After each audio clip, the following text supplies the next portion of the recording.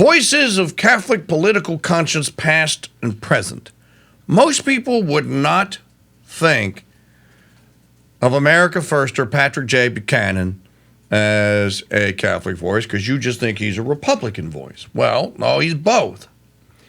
In the famous speech at the 1992 Republican Convention, Buchanan, by the way, he never called that speech the Culture War speech. If you actually got a printed copy of it from Buchanan, he called it what did he call it? America at a crossroads or time for... No, Goldwater's was time for... Reagan's was time for choosing. In any event, Buchanan delivered this magnificent call to defend the social moral order. And that conservatism could not just be moored to tax cuts and big armies. That, there was a moral component to it. Fast forward to today, and the 2024 Republican platform has jettisoned the Human Life Amendment. There's no mention of pro-life causes. It seemingly embraces mifepristone as the day after the preferred method of choice to kill soon-to-be-born babies. There's nothing about Obergefell or the rolling back of homosexual marriages and what have you here. This is the same party that for almost a decade and a half had the DOMA in its platform. That's the Defense of Marriage Act. And they had the DOMA in there, and they didn't need it anymore because Gingrich's House of Representatives passed the DOMA. Of course, the Supreme Court in Scalia shockingly nuked the DOMA. That's the Defense of Marriage Act. But now we find that we have a Republican Party that seems very uninterested in anything that the moral right that Catholics, Christians, evangelicals, Protestants have to say about any of these issues, unless Franklin Graham is telling Trump not to curse. That's the epitome now of the moral stance of the party, and that's just something that conservatives should not take lightly. And we ought to try to do something about it. So here to talk about this is Brother Andre Marie, host of Reconquest here on the Crusade Radio Network, who is taking time out from his annual time away from the center. Brother, good morning, brother. Good morning, Mike. How you doing? Très bien, mon frère. Très bien. That's good. That's good. So how is the, you are in Mathis Vineyard. RFK Jr. is right down the road from you. Yeah, we're in Martha's Vineyard, whooping it up, living the high life. No, Mike, we're on Buzzards Bay. This is like the poor man's Riviera. Buzzards Bay. I like Buzzards Bay. I've actually been to Buzzards Bay, but you're not far. It's great. Yeah, I get to go swimming and not get attacked by sharks. So good. Well, that means Maggie can come visit you because after the last shark attack in Florida, Maggie said, "That's it, pools and bathtubs. I ain't going anywhere near it. Pools and bathtubs and hot tubs. It's the only water I'm sticking my feet in." True story. That's funny. That's funny. So, brother, who is Edward Fesser? Edward Fesser is a Catholic philosopher. He's a Dr. Fesser, and he's written a number of books, including kind of taking on the truculent new brand of atheists who are attacking, belief in God in various books. And he's a deeply well-read philosopher. Not only does he know the ancient philosophical sources, but he reads, obviously, tons of modern philosophy to sort of deal with their arguments. So, yeah, he's an accomplished philosopher. He's a Catholic. And when it comes to natural law issues and moral law issues, he's very deeply grounded. And he's been kind of playing the part of the gadfly with the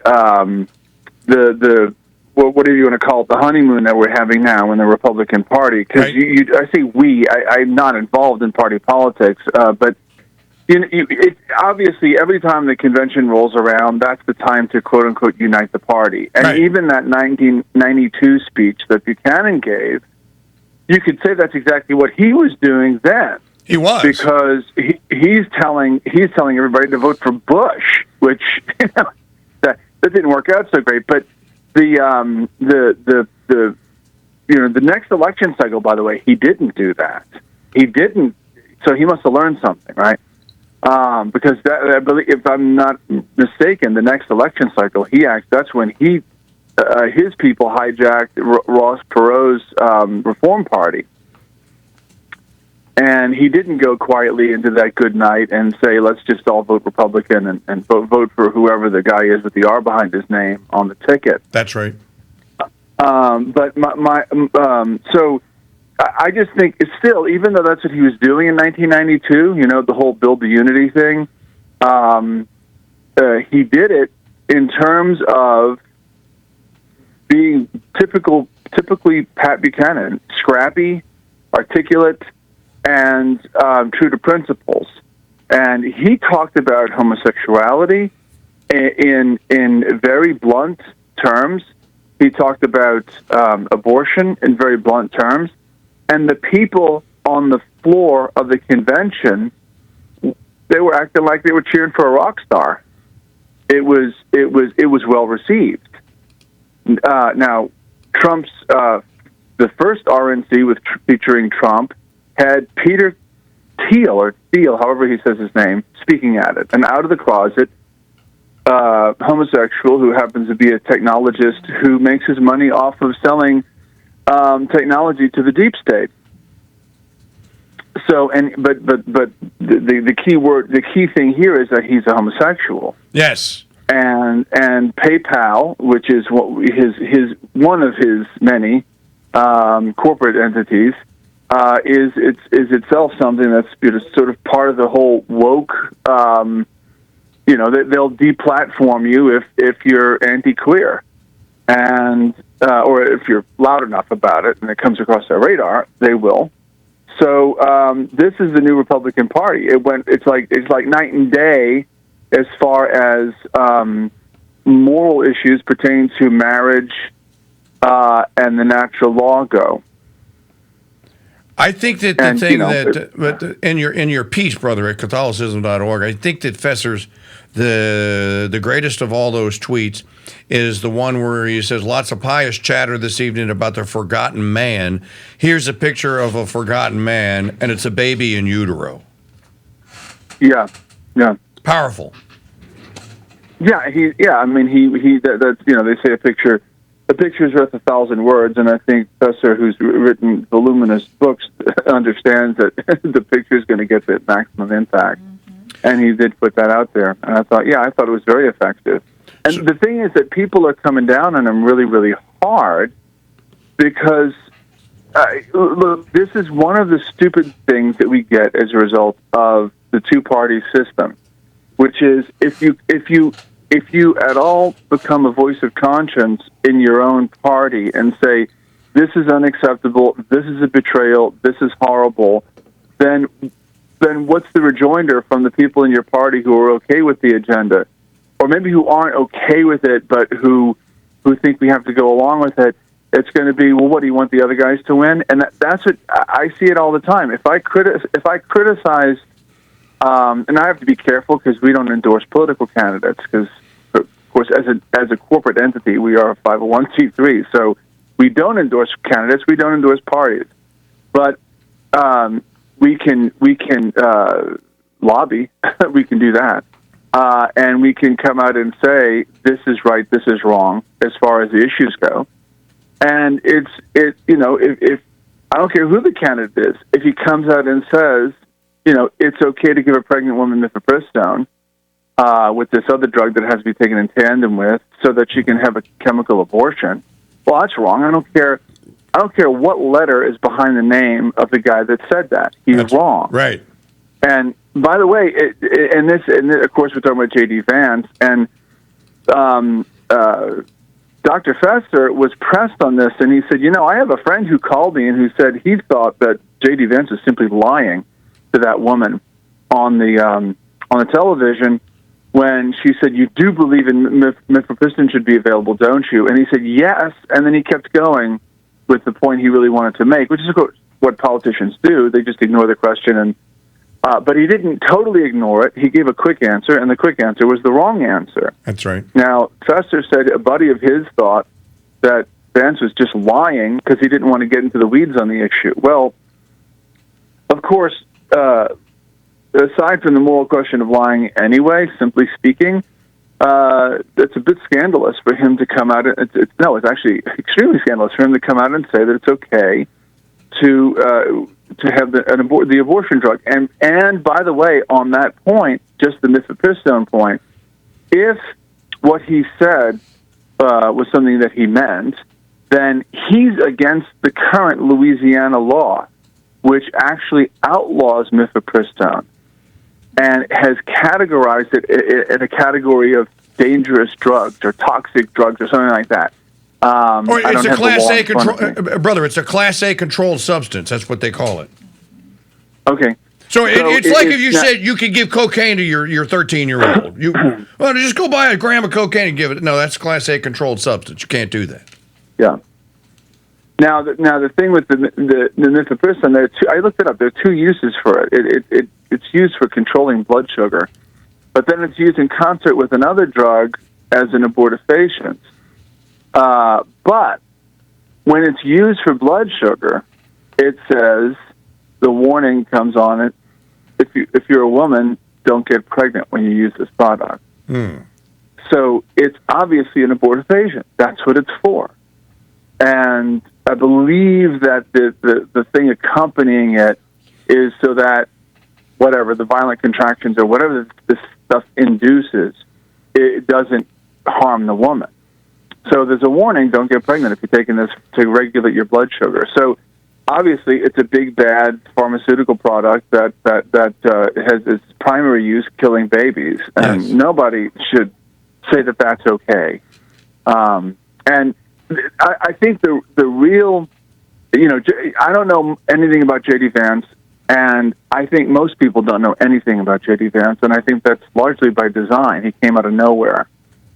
And I don't know if you read the article that I sent to you called The Mirror. Yeah, well, okay, so even if half the stuff in that article's all conjecture or rumor, which I don't think it is. I think the guy who did it was documenting what he was saying. The J.D. Vance's political career was made by Peter Thiel, whom we mentioned earlier, the aforementioned homosexual, who and Eric Schmidt, a Google exec, right? So if J.D. Vance really is a product of Peter Thiel and Eric Schmidt, and this hillbilly who changed his name a couple of times, and his real name's Bowman, and comes out, with this new identity after he graduates from Yale Law School, maybe he's representing their interests. How could we not assume that a candidate who's gotten buckets of money for his Senate bid, right, in Ohio, from Peter Thiel is not somehow going to represent Peter Thiel's interests? And by the way, he was tapped while he was at Yale by Thiel. It wasn't some late thing when he decided to get into politics. It was this is apparently a relationship that goes back some years. Now, none of this is categorical for me. I'm not saying he's not a real convert to the Catholic faith. I'm not saying any of that. But what are his real allegiances? That's a legitimate question. And you can also ask the same thing about, Don John and Mar-a-Lago, as you humorously call him. And it's this. He just took, was it $100 million? I think it was $100 million. Fact check me. From the widow of Sheldon Adelson, the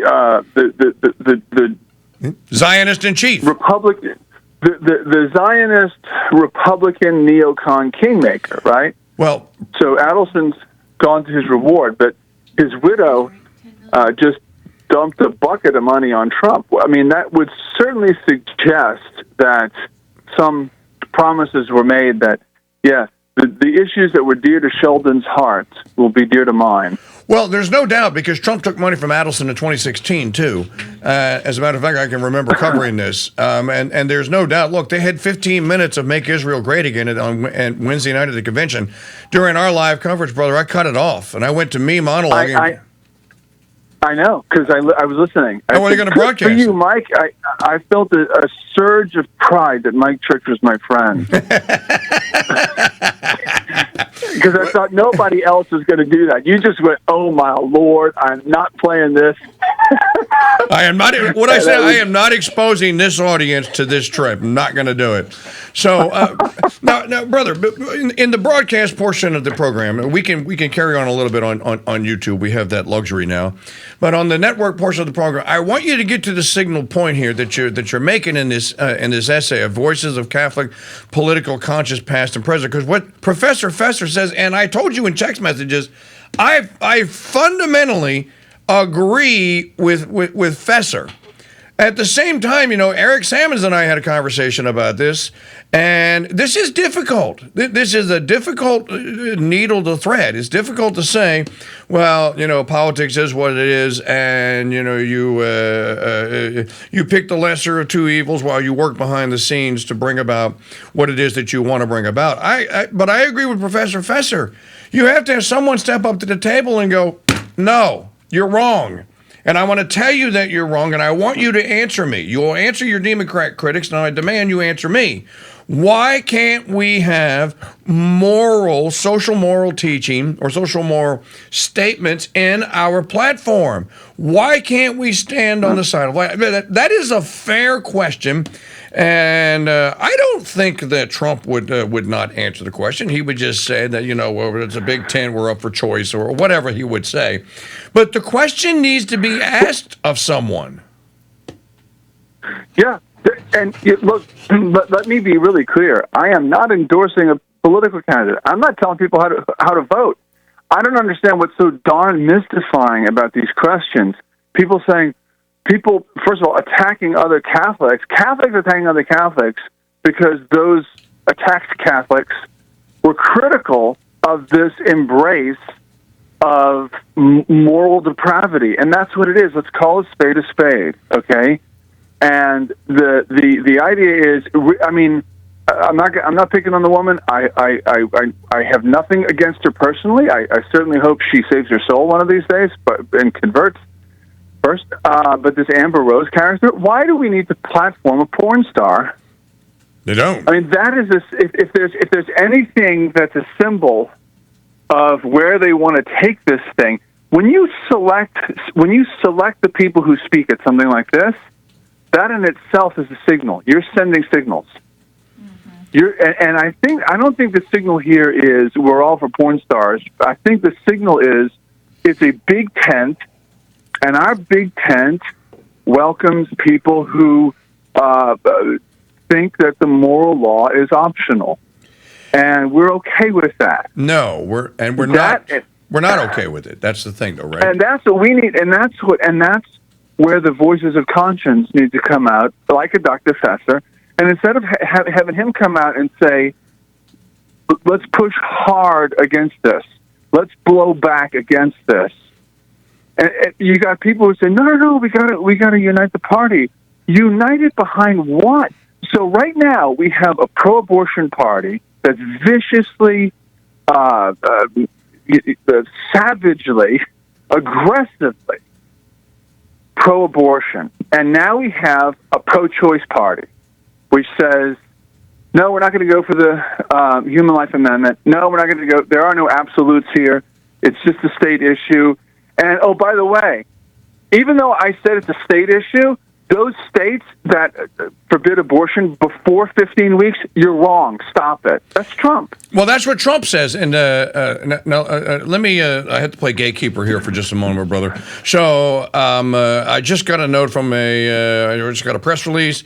Supposedly, regime leader Biden will make his return to the White House under the cover of near darkness at 6:30 p.m. Eastern Daylight Time tonight. We have 1 minute left. What I'm going to do, folks, if you head over to the Crusade Radio Network on YouTube, you, brother, and I can continue this this discussion for a few minutes because I don't think we've plumbed the depths of it. So go to Crusade Radio Network, find it on YouTube, and we can continue this. So I'm going to wrap the program up and invite all of you to become Founders Pass members who are listening on the Crusade Radio Network. You're not a member. You need to go to crusadechannel.com/go. /go. Become a member today for 1 year. Sign up for 1 year, and we'll give you a Make American Talk Radio Great Again baseball cap. Looks just like a MAGA cap. Most people won't even know the difference. That's all yours by signing up today. Continuing on with Brother Andre Marie, the St. Benedict Center, and the piece at Catholicism.org that you will find titled Voices of Catholic Political Conscience Past and Present. Brother, I'm going to play, and we'll only carry this on for a minute or two because there are some counterpoints to what you're saying that if people had the opportunity to call, I think that they would make. One of them is that the big tent party idea never works. It ultimately just descends into chaos. That you ultimately you have to stand for something, and that's what you would want. The second one is this, and Don from the Bronx to Florida is making the case, and he made it on the phone last week when we had our little debate between the old school Texan and Don. That look, if Catholics want to get behind a candidate and want to put their money towards a candidate, maybe J.D. Vance had to take Peter Thiel's money because Tom Monahan of Ave Maria didn't offer it to him. Which I think, look, Catholics love to talk a good game, as I have been saying. And Brother Andre Marie, you know the struggle as well as anyone on earth knows the struggle of trying to survive as a Catholic entity of any sort. To me, Catholics are notoriously tight-fisted when it comes to things that they supposedly believe in. They'll throw money at Mormons and atheists and all manner of people, but you say, you have a Catholic cause, and I just don't think we play the game. And I think we don't play the game because we don't believe all in the same thing. And this is a product of what the failings of the U.S. Catholic Church, which, I'm not telling you anything you don't already know, but there are people listening and watching that don't know it. The U.S. Catholic Church is not united, is the point. Well, that's a discrete issue. I mean, I do know Catholics who support Catholic causes, and some of them have money, and I mean, we wouldn't have survived as we have if they didn't exist. Sure. But I mean, we're not talking about political kingmakers. That's a whole different species of donor, and I'm not saying that Peter Thiel. I'm not saying J.D. Vance took Peter Thiel's money because nobody else offered it. I'm saying Peter Thiel singled him out and groomed him. That's what the article says. Okay, right. I can't say I stand behind every word in that article. I didn't write it. I didn't research it. But that's what the claim is in the article, is that basically J.D. Vance is a creature who's a product of Thiel and Schmidt and some of these others. It's an interesting take. I don't know. I mean, but when it comes to you use the term that I despise. I despise it, the lesser of two evils. I despise it. Yeah, no, I know you do. I wrote a thing on this years ago. Catholics should excise this from their lexicons. It makes no sense, because a Catholic may never do evil so that good may happen, ever. That's forbidden. So the main reason people need to get that out of their vocabularies isn't so they can say, oh, well, let's vote for the less crappy candidate. That's not my major problem with it. My major problem with it is if you think, well, you can vote for a sort of pro-abortion Trump, a hemi-demi semi-pro-life President Trump, whatever you want to call him. You can vote for that as a lesser of two evils, which means that in my moral decisions in my daily life, I can pick the lesser of two evils. No, you can't pick evil, period. The real moral calculus, which is to be applied here, is called the principle of double effect. So if you have a choice between two things, and one of them is, okay, I'm choosing this good thing, but this good thing that I'm choosing will bring about not only the good effect that I desire, but also a bad effect. Well, clearly articulated Catholic moral principles tell us that in certain circumstances, you may do that. And this enters into medical ethics. It enters into the just war doctrine. This is a sane, time-tested, orthodox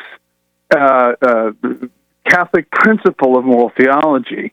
The lesser of two evils is garbage. It's not at all Catholic. It's not at all Christian. It has nothing to do with the natural law. So, if, for instance, an ectopic pregnancy, or may you remove the child in an ectopic pregnancy so that the mother doesn't die, which she surely will. Yes, you may. That's the good effect to save the mother's life. The bad effect is that it will kill the child, for certain. Yes. Now, it has to be also said, this is not abortion, because you don't go in there and kill the child. You're simply removing a living child from the tubes, right? Right. When it happens, the child will die. If you don't do anything, the mother and the child will both die. So this is a classic example of the principle of double effect.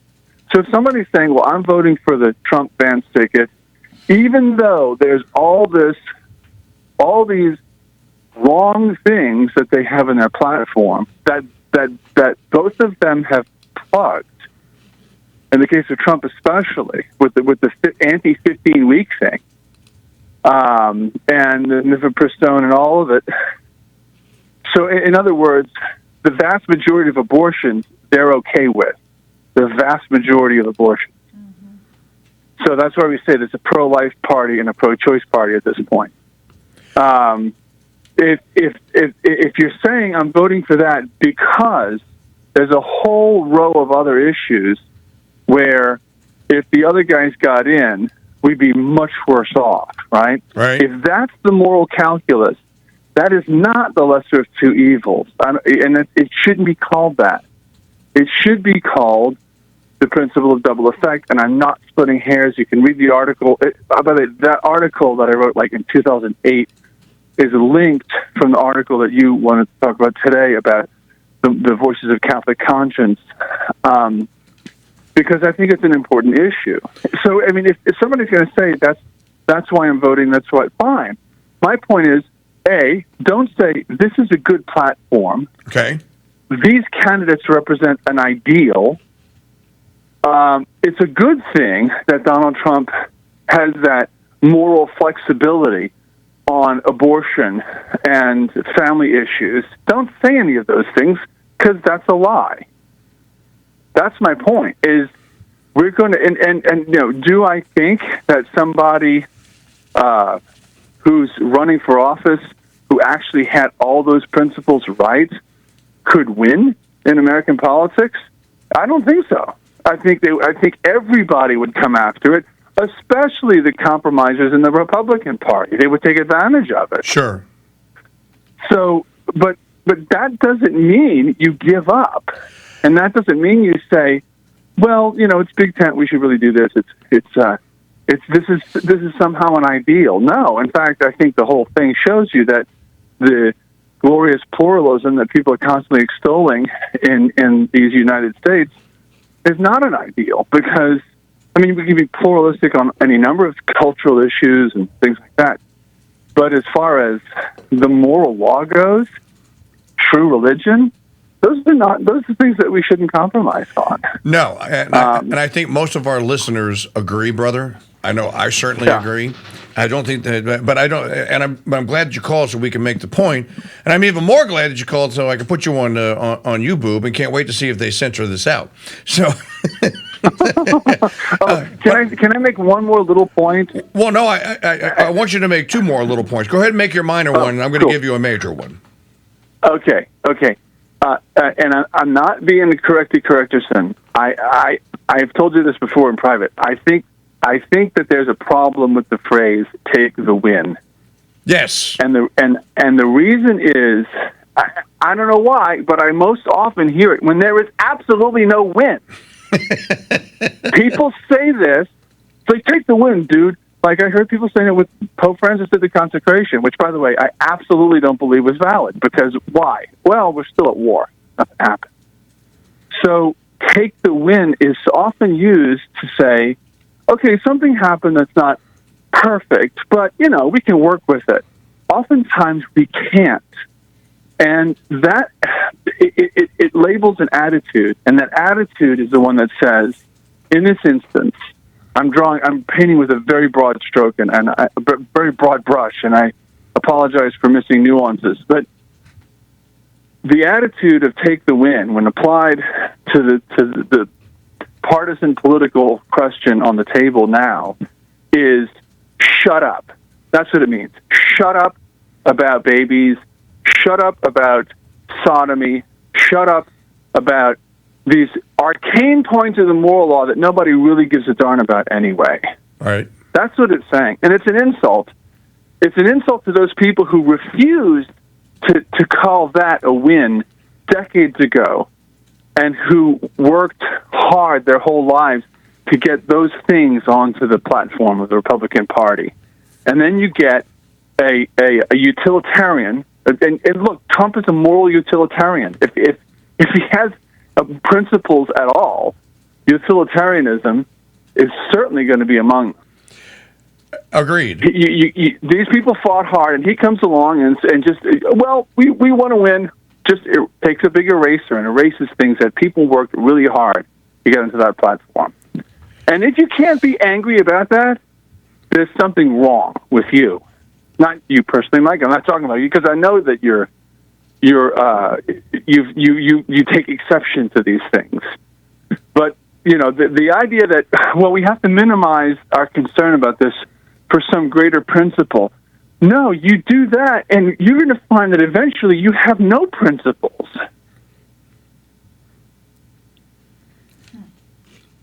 Brother Andre Marie, the St. Benedict Center and the host of Reconquest. I was waiting to see if that was the exclamation point. Okay. Yeah, sorry. Okay. All right. A couple of things. One, I'm one of the people that said take the win. So let me edit my take the win. This particular event does hold out at least the possibility that an actual practicing Catholic could become president and not be a Kennedy. And that's Vance. I know people that know Vance. I know people that actually know Vance. As a matter of fact, I watched his first campaign event yesterday. I was looking for certain things. I didn't see the equivocation. I think he pretty much steered clear of it and pretty much talked about Trump for the most part and talked about his days when he was going to high school in Middletown, Ohio. So the people that I know, the two people that I know that have direct knowledge and know Vance, say that Vance is solid on the issue. And whoever said that he probably was just lying is probably correct. So I would say not to shut up and take the win, but it does hold out the possibility that a good Catholic man could become president and probably will be vice president. So I'm going to leave it with that. The second thing I want to talk to you about is eternal rest grant unto him, O God, let perpetual light shine upon him, may he rest in peace. Amen. We lost a good one. Professor Wolfgang Smith is Yeah, I saw it last night too. I happily forgot my laptop, so that's good. That's good. But I have my phone, and I've been, checking my email to throw away all the junk mail I get. But I saw the thing about Dr. Smith dying, and so I offered up a prayer for him. He was a good guy, and hopefully those good people who worked with the also deceased Rick Delano. And who strove to popularize and advance the good work that Dr. Smith did. Hopefully, they'll keep pumping out his material because that was a real voice that should be heard, a sane voice in the maths and sciences world who can tie in perennial philosophy with modern physics in a way that's intellectually coherent, and I think we've lost a goodie. No, and his what he called the metaphysics of physics, that your secular physics professor, your Hawkins and what have you, had completely removed the meta part from physics and that was a mistake, and that and Wolfgang Smith wished to correct it and to prove that it was a mistake, and that Professor Smith, you interviewed him. Rick Delano made a film about it. That as Dr. Smith said, we've reached the end of the possibilities for what the understanding of quantum physics can provide for the human condition. That the discovery was profound, and that what you need to know about it now, what is known and understood, is not theoretical any longer, and that we're wasting. If I understand his point correctly, you interviewed him. We're wasting time with the theories. Stop with the theories. We already know what it can do. We know what. Go ahead. Well, he wasn't against he wasn't against quantum physics, and he wasn't against the theories. What he was against was untethering the theories of modern physics from the thing that's supposed to be the kind of the substratum and the overarching intellectual guide for physics, and that's metaphysics. That's right. And if you have to appreciate act and potency, which is a fundamental metaphysical principle, which if we didn't have Plato, right, we wouldn't know, or Aristotle especially, we wouldn't know, we wouldn't have this incredibly important distinction between act and potency. Now, some people can just poo-poo that and say, no, show me real stuff. What I can see in a test tube, what I can see in a telescope, what I can measure with my measuring stick, that's real.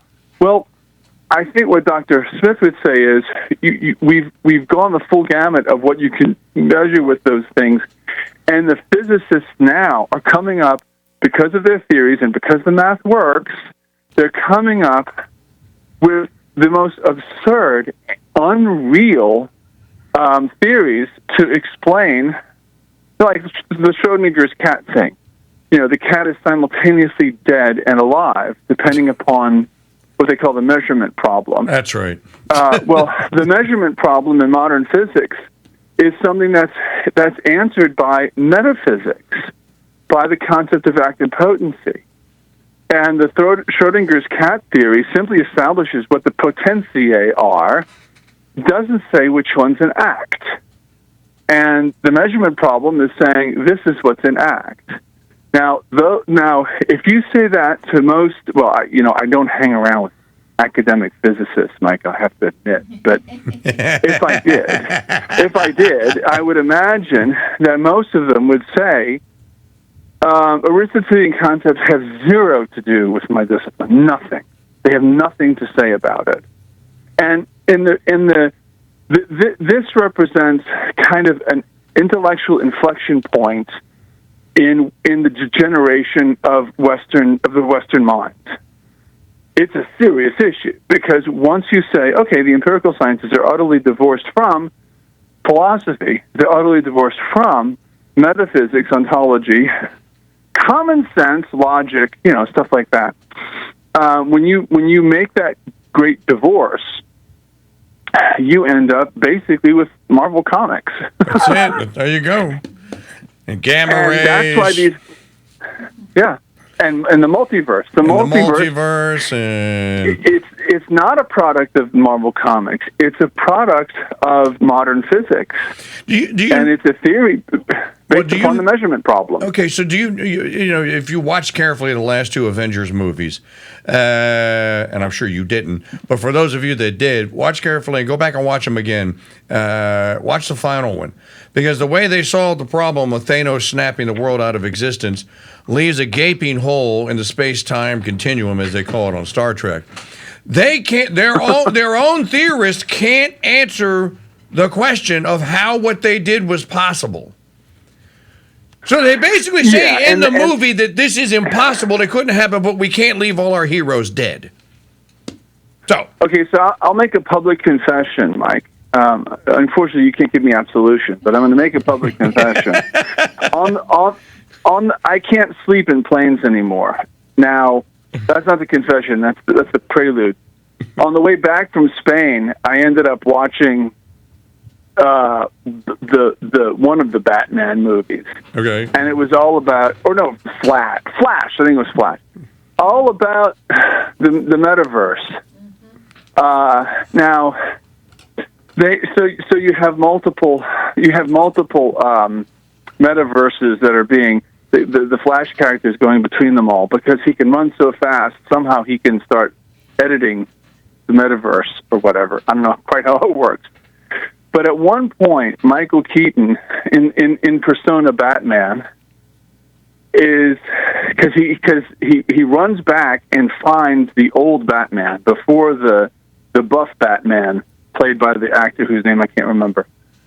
Both Batman are in the movie, right? Mm. So not Buster Keaton, the Michael Keaton Batman is explaining to him how the metaverse works and how time travel works and how if you change something in time, it's like spaghetti. And he puts this bowl of cooked spaghetti in front of him, and he explains to him that there's all these things where it's not like a straight line, it curves, and the curves keep rubbing up against each other. And I'm watching this with great interest, chuckling to myself. At some point in these films, where the metaverse comes out, somebody attempts to philosophize about how it works, and it's comical. The result is utterly comical, and I think the only reason people can be forgiving of it is because either they're dumb and they're just wowed by the special effects, or they're sentimental and they think that it's cool that they dragged Michael Keaton out to play Batman again.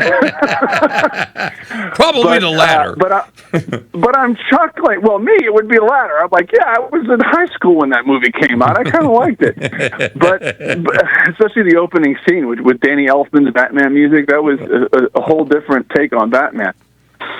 But the point is that when they try to wax philosophical about time travel or the metaverse, you run up into these outright ontological contradictions, outright ontological impossibilities. And an ontological impossibility is a real impossibility. If Mike Church currently threw his hat into the ring to run for president, it's mathematically impossible that you would win, right? No, it's ontologically impossible. I'm not going to do it. It's not going to happen. Okay. Why not? Well, Taylor Marshall did it. Why not? Maybe I should. Yeah. Well, okay. So you blew my explanation, but I was basically trying to say that would be mathematically impossible, but it wouldn't be ontologically impossible. But this metaverse garbage and this time travel stuff that they propose is metaphysically impossible.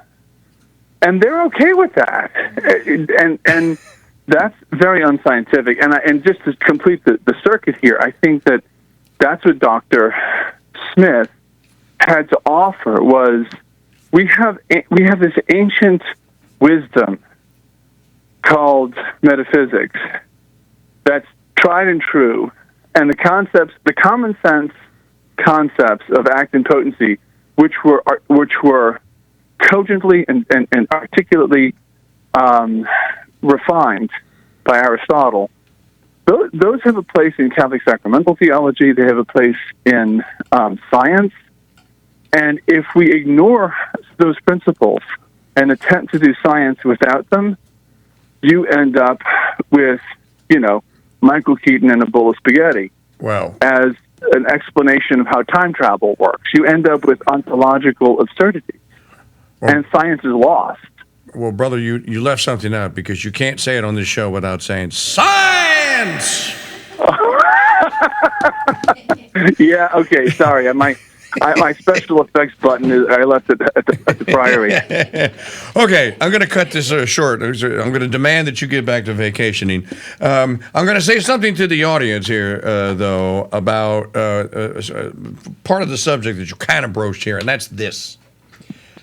There are some films and there are some books that are being written, and even a TV show or two, that are, I believe, what Chesterton was encouraging people when he said, the child believes in the fairy because The one has convinced him that the fairy doesn't exist, and that's okay for the child to believe in the fairy. I want all of you to watch the John Krasinski movie, If. I-F. It might be the cutest, most sappy, but yet tear-jerking, wonderful little film you ever watch in the history of your life. It is so good, and Ryan Reynolds is so good and so lovable, and that little girl is so cute, and the story is just take me away for an hour and 45 minutes, Calgon, like the TV commercial used to say. That movie is, Krasinski is just brilliant. He's a genius. And is this the guy that did The Quiet Place? Yes. Yep. Yes. Okay.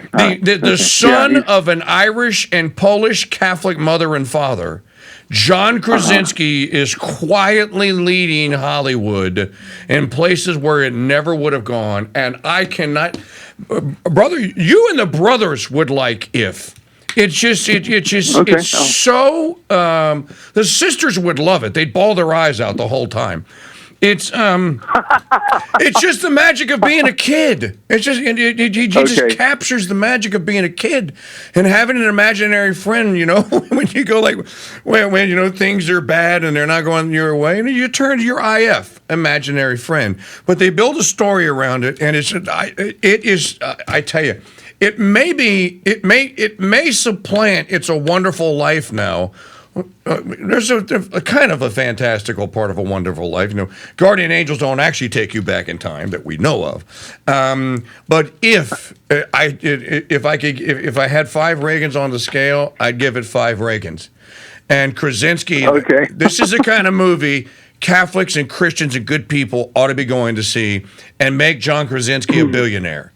So that he'll keep making them. I thought he did an amazing job with A Quiet Place. So, and by the way, you mentioned it just at the right time because this is, after all, our week of R&R. So, maybe we'll do the If thing. I don't know. We'll see.